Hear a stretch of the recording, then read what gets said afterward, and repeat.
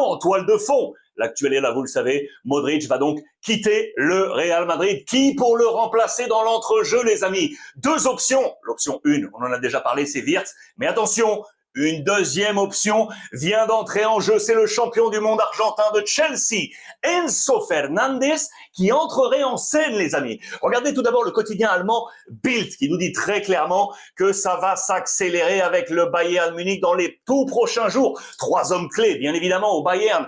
Vincent Kompany, le coach qui est ici. Uli Hoeneß, le président d'honneur et membre du conseil de surveillance. Et enfin, le directeur sportif Max Eberl. Ces trois hommes très actifs pour faire que le joueur du Bayern Leverkusen choisisse le Bayern Munich. Il y a la première ligue et il y a son ancien coach au Real Madrid aujourd'hui, Xabi Alonso, qui veut absolument le faire venir. Si cela ne fonctionne pas, eh bien l'option plan B pourrait être Enzo Fernandez, les amis. Le champion du monde argentin, 24 ans, voici l'essentiel est là de sa carrière, formé du côté de River Plate, un prêt toujours en Argentine à Defensa avant le premier coup. Ici, en 2022, Benfica pour un peu plus de 44 millions d'euros. Et enfin, le transfert XXL, ici, janvier 2023, Chelsea, 121 millions d'euros. La valeur actuelle marchande serait à 75 millions d'euros. Transfert galactique XXL, vous l'aurez compris, éventuellement pour le Real Madrid. Il a un contrat avec Chelsea jusqu'en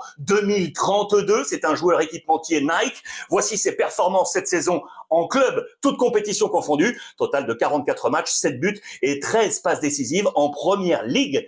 84% de titularisation, les amis. Regardez où est-ce qu'il se positionne dans le jeu d'ailleurs de Chelsea. Il est ici associé au milieu de terrain dans un 4-2-3-1. Dernière victoire le 16 mai dernier, 37e journée de Première Ligue face à United 1-0. Associé à Caicedo, vous les retrouvez Caicedo ici. Et il est là, Enzo Fernandez, légèrement déporté, vous le voyez sur le côté droit, mais avec un volume autant offensif que défensif. Ça peut être très intéressant à la Modric. Oui ou non, quelle serait votre option? Wirtz ou Enzo Fernandez? Il va falloir attendre un petit peu. Le Real va devoir également attendre pour cet homme, les amis. L'Espagnol Carreras. Regardez la presse portugaise. Le joueur de Benfica, homme de couloir gauche, Ferland Mendy, Fran Garcia, record des Correio da Manhã qui le dit très clairement. Le Real, c'est la priorité absolue pour Xabi Alonso, mais on va devoir attendre parce que l'âge, le coach de Benfica le veut encore pour les dernières échéances avec Benfica, et notamment la Coupe du Monde des clubs.